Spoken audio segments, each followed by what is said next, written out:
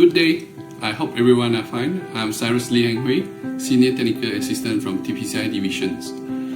As an STA roles in TPCI are carrying out troubleshooting, routine maintenance and testing work for all EHV substations throughout the state.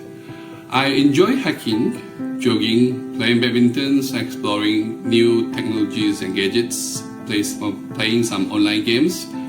I also hold a Chargeman L1 competency with TPCI testing up to 275 kb in 2009. I was seconded to assist project execution department for a period of 6 months as a role of site supervisor on reviewing and certifying testing reports.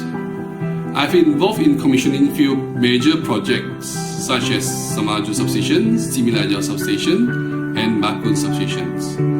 I assist as other technical services towards various departments and internally.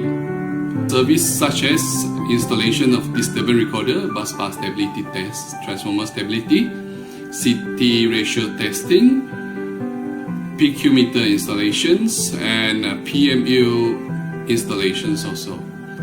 My strength is with 16 years of technical experience and knowledge and skills in protection. I'm confident to lead a team to work with me under minimum supervision and able to adapt the pressure.